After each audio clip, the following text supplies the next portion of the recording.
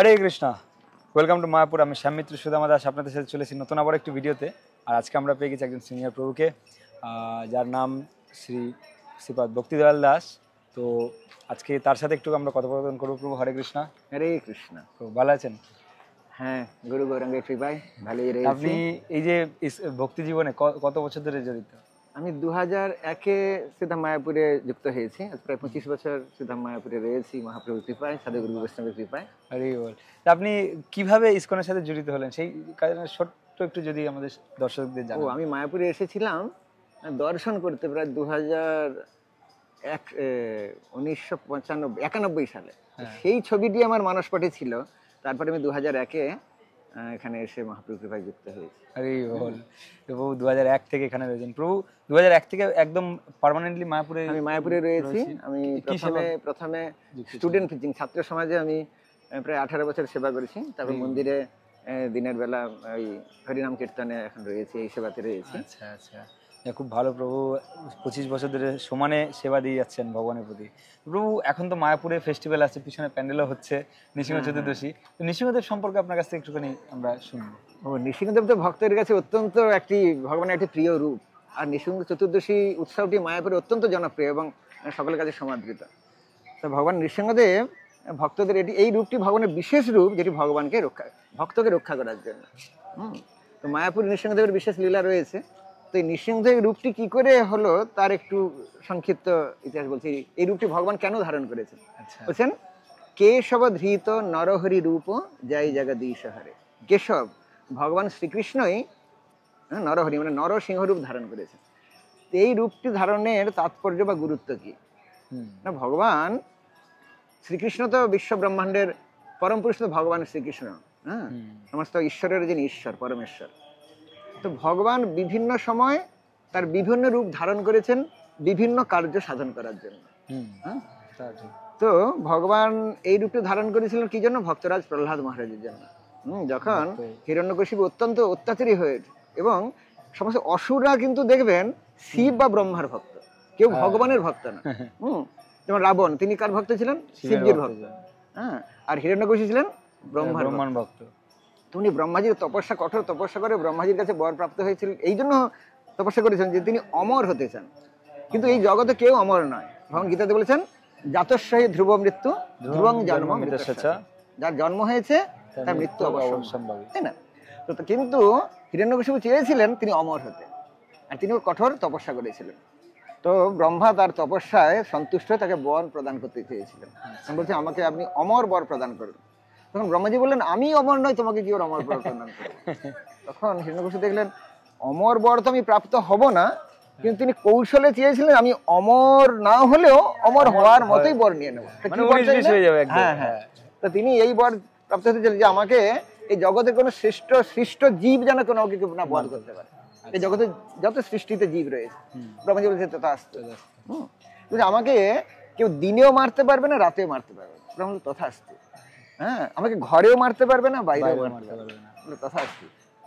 আমাকে জলে স্থলে অন্তরিক্ষে বধ করতে পারবে না। আমাকে কোনো অস্ত্র শস্ত্র দিয়ে বধ করা যাবে না। তো এই যে ঘরে নয়, বাইরে নয়, দিনে নয়, রাতে নয়, জলে নয়, স্থলে নয়, অন্তরিক্ষে নয়, আর কোথায় বধ?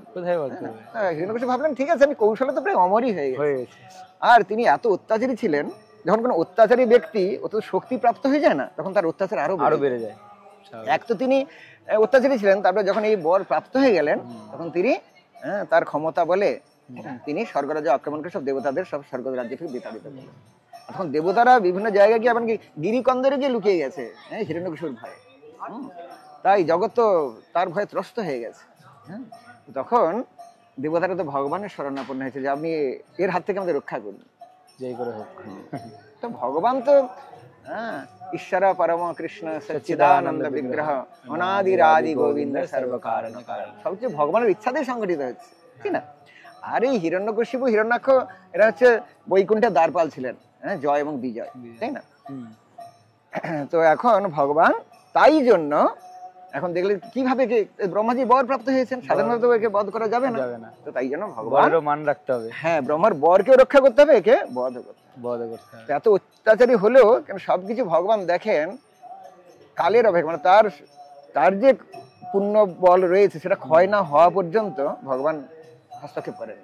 আর ভগবান, কেউ ভগবানের নিন্দা করছে, ভগবানের প্রতি অত্যাচার করে, ভগবানের প্রতি বিরূপ মনে ভগবান রক্ষা করে, কিন্তু ভগবান হচ্ছেন অত্যন্ত ভক্ত বৎসল। যখন ভগবান দেখেন তার ভক্তের উপর অত্যাচার হচ্ছে তখন তিনি সহ্য করেন না। ভগবানের বিদ্বেষী হয়েছেন তবে ঠিক আছে, ভগবান সহ্য করেন। যখন কি ভক্ত বিদ্বেষী হয়ে যায়, আর প্রহ্লাদ মহারাজ ছিলেন পরম ভক্ত, তাই জন্য বলা হয় ভক্তরাজ, ভক্ত শ্রেষ্ঠ, ভক্ত প্রবর, হ্যাঁ, প্রহ্লাদ মহারাজ। আর যখন এই প্রহ্লাদ মহারাজের উপর হিরণ্যকশিপু অত্যন্ত অত্যাচারী হয়ে গেলেন, আর প্রহ্লাদ মহারাজ কে ছিলেন?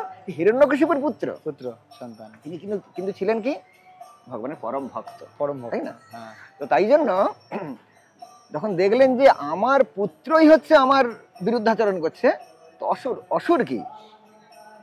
অসুর এক কথা যারা ভগবানকে স্বীকার করেন, এই নয় যে বড় বড় দাঁত নখ চুল থাকলে অসুর না, যারা ভগবত বিদ্বেষী এক কথা তারা অসুর। তো এখন এরকম অসুরে তো এখন কলিযুগে অভাব নেই, তাই না? এটা সত্য যুগের কাহিনী। তো যখন এই ভক্তের, প্রহ্লাদ মহারাজ যেহেতু ভগবানের ভক্ত ছিলেন, তার দোষ কি তিনি ভগবানের ভক্ত, এটি হচ্ছে প্রহ্লাদ মহারাজের দোষ। তার কারণে অসুরের কাছে এটাই দোষের। তো তখন তার পুত্র যখন দেখছেন যে বিষ্ণুর ভক্ত হয়েছে, আর হিরণ্যকশিপু কি বলছেন? আমি বিশ্ব জগতের মালিক, আমি হচ্ছে ভগবান, বিষ্ণু ভগবান না। কিন্তু প্রহ্লাদ মহারাজ না, বিশ্বব্রহ্মাণ্ডের মালিক হচ্ছেন তিনি, বিশ্বব্রহ্মাণ্ডের প্রভু হচ্ছেন তিনি, হচ্ছে পরমেশ্বর ভগবান হচ্ছেন শ্রী বিষ্ণু। তো এই প্রহ্লাদ মহারাজ তার বিরুদ্ধাচরণ করার জন্য তিনি দেখলেন না, আমার পুত্রকে, আমার পুত্র নেই, হচ্ছে আমার শত্রু, শত্রুকে বিনাশ করাই হচ্ছে সর্বশ্রেষ্ঠ পন্থা। তাই জন্য তার পুত্রকে, প্রহ্লাদ মহারাজকে বধ করার জন্য তিনি কি করলেন? তাকে বললেন অস্ত্র দিয়ে হস্তকাল ধরটা আলাদা করে দাও, হ্যাঁ, দেহ থেকে। তার অনুচররা তাকে অস্ত্র দিয়ে কাটার চেষ্টা করলো, কিন্তু ভগবানের সুরক্ষা চক্র যাকে রক্ষা করে, ভগবান হচ্ছে সর্বশক্তিমান, তো ভগবান তাকে সর্বভাবে রক্ষা করছে। তো যখন প্রহ্লাদ মহারাজকে এইভাবে মেরে ফেলার প্রচেষ্টা করছেন, অস্ত্র দিয়ে মারার চেষ্টা করছেন, মারতে পারছেন না, পাহাড় থেকে ফেলে দিচ্ছে, তাকে মারতে পারছে না, হ্যাঁ, তাকে কি করছে? সমুদ্রে ফেলে দিল, বন্ধ করতে পারছে না। তাকে অগ্নি তো দগ্ধ করার জন্য আগুনে ফেলে দিল, তাকেও সেখানে অগ্নি দগ্ধীভূত করতে পারছে না। সাপের, বিষধর সর্পের খাঁচায় ফেলে দিয়েছে, সেখানে সর্প তাকে দংশন করছে। কালকুট বিষ প্রদান করেছে, বিষও তার বিষক্রিয়া দিচ্ছে না, সেটা বিষক্রিয়া করছে না। কেমন এইভাবে পাগলা হাতির নিচে ফেলে দিয়েছে, হাতিও তাকে সর দিয়ে মাথায় তুলে নিয়ে। দেখুন কে এইভাবে, কিন্তু প্রহ্লাদ মহারাজকে যে এইভাবে মেরে ফেলার এত প্রচেষ্টা করা হচ্ছে, প্রহ্লাদ মহারাজ নিজেকে বাঁচানোর কোনো প্রচেষ্টা করছেন না। তিনি কি করছেন? ওম নমো ভগবতে বাসুদেবায়, শুধু ভগবানকে স্মরণ করছেন, তাই না? তো তাই জন্য ভগবানকে স্মরণ করার ফলে ভগবানের সুরক্ষা চক্রের দ্বারা প্রহ্লাদ মহারাজ সুরক্ষিত, ভগবান তাকে সুরক্ষা প্রদান করছে। আমাদের কি শক্তি সামর্থ্য আছে? ভগবান হচ্ছেন সর্বশক্তি সম্পন্ন। তো এইভাবে হিরণ্যকশিপু যখন প্রহ্লাদকে মেরে ফেলা এত প্রচেষ্টা করেও ব্যর্থ হলেন, কে তোকে রক্ষা করছে? যিনি সকলের রক্ষা কর্তা, তিনি আমাকে, তিনি রক্ষা করছেন। আপনাকে যিনি রক্ষা করছেন, আমাকে তিনি রক্ষা করছেন, সারা বিশ্ব জগৎকে তিনি রক্ষা করছেন। কে সে? না, তিনি হচ্ছেন ভগবান বিষ্ণু। তিনি কোথায় রয়েছেন? তিনি সর্বত্র রয়েছেন, তিনি সর্বত্র পরিব্যাপ্ত। তাকে দেখার জন্য আমাদের কি দরকার? দিব্য চক্ষু, সেই চক্ষু প্রয়োজন। হ্যাঁ, এই ক্রোধ, অহংকার, এই বিদ্বেষী মনোভাবে ভগবানকে দেখা যাবে, তাই না? প্রেমাঞ্জন স্ফুরিত ভক্তি দিলে, প্রেম চক্ষু দিয়ে আমাদের ভক্তির দ্বারাই ভগবানকে উপলব্ধি করা যায়। এখন বলছেন তিনি সর্বত্র রয়েছেন, তখন হিরণ্যকশিপু বলছেন সেই প্রাসাদের স্তম্ভ ছিল, স্তম্ভের মধ্যে রয়েছে, মানে হ্যাঁ, সর্বত্র থাকে। তো ভগবান বলছে এই স্তম্ভে রয়েছে, বলছে হ্যাঁ, এই স্তম্ভে রয়েছেন। আর ভক্তের কথাকে সত্য প্রতিপন্ন করার জন্য, মানে প্রহ্লাদ মহারাজ মহান ভক্ত, ভক্তের কথাকে সত্য প্রতিপন্ন করার জন্য ভগবান সে স্তম্ভে আবির্ভূত হয়েছে, কেমন? আর হিরণ্যকশিপু স্তম্ভে লতা দিয়ে আঘাত করে, তখন ভগবান নরসিংহদেব সে স্তম্ভ থেকে আবির্ভূত হয়েছে, কেমন? আর সে আবির্ভূত হয়ে কি করেছেন? হিরণ্যকশিপু বধ করেছেন। তা কিভাবে বধ করেছেন? তা তো বর রয়েছে। তিনি আবির্ভূত কখন হয়েছেন? না, গোধূলি লগ্নে। সেটা দিনও নয়, রাতও নয়। তাকে রাতেও বধ করে যান, মানে দিনও বধ করে যান, একদম গোধূলি লগ্নে। এটা দিনও নয়, রাতও নয়, তাকে ঘরেও নয়, বাইরে নয়। তো তিনি এই দরজা চৌকাটে নিয়ে এসেছেন, ঘরের ভেতরে নয়, বাইরে নয়। কেমন? আচ্ছা, তারপর কি জলে নয়, স্থলে নয়, অন্তরিক্ষে নয়, হ্যাঁ, ভগবান তার জানুর উপরে তাকে রেখেছেন। আর ভগবান, প্রথমে বলি, ভগবান নরসিংহ রূপ ধারণ করেছেন, মানে এটা সৃষ্টিতে এমন কোন জীব নেই যে এরকম রূপ রয়েছে। যে অর্ধেক মানুষ অর্ধেক হ্যাঁ, এই জগতে সবকিছু রূপ কে তৈরি করেছেন? ব্রহ্মাজি। ব্রহ্মাজি। আর ভগবান তো সবকিছুর ঊর্ধ্বে, তিনি সবকিছু রূপ ধারণ করতে পারেন। তা ভগবান এমন একটি রূপ ধারণ করলেন, নরসিংহ। এই জগতে এরকম কোনো রূপ নেই সৃষ্টিতে, তাই জন্য ভগবান এরকম একটি রূপ ধারণ করলেন।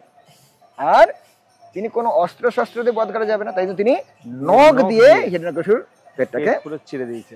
তো এইভাবে তিনি হিরণ্যকশিপু এই অত্যাচারী অসুরকে বধ করে ভক্ত প্রহ্লাদকে রক্ষা করলেন। এই সেই সঙ্গে শুধু প্রহ্লাদ নয়, এই জগতের সমস্ত ভক্তকে ভগবান এই নরসিংহ রূপে সকলকে রক্ষা করছেন। তাই জন্য এই নরসিংহ রূপটি অত্যন্ত সকলের কাছে অত্যন্ত প্রিয়, এবং সকলে আমরা ভগবান নৃসিংহদেবকে স্মরণ করি। আর তাই জন্য এই নৃসিংহ চতুর্দশী ব্রত অত্যন্ত মহত্বপূর্ণ। তাই সকলের, ভক্ত হোক অভক্ত হোক, সকলেরই নৃসিংহ চতুর্দশী ব্রত উদযাপন করা উচিত। নৃসিংহদেবের প্রার্থনা করা উচিত, তিনি যেন আমাদের সকলকে রক্ষা করেন এবং ভক্তি জীবনে সহায়তা করেন, সকলের সুবুদ্ধি প্রদান করেন। এটি ভগবান নৃসিংহদেবের কাছে এই নৃসিংহ চতুর্দশীতে আমাদের সর্বাঙ্গীন আন্তরিক প্রার্থনা। হরে কৃষ্ণ। হরে কৃষ্ণ। ধন্যবাদ। হরে বল। প্রভুকে অসংখ্য ধন্যবাদ। প্রভু একদম আমাদের সম্পূর্ণ যে ইতিহাস নৃসিংহদেব সম্পর্কে সবটাই আমাদের কাছে তুলে ধরলো, আপনারাও শুনলেন। তো এরকম আরও আমরা অনেক ভিডিও আনবো, অনেক সিনিয়র প্রভুদের সাথে আমরা আলোচনা করব। সব ভিডিওটা আপনাদের দেখতে হবে এবং আপনারা থাকুন পাশে। দেখা হচ্ছে পরবর্তী ভিডিওতে। হরে কৃষ্ণ। হরে কৃষ্ণ।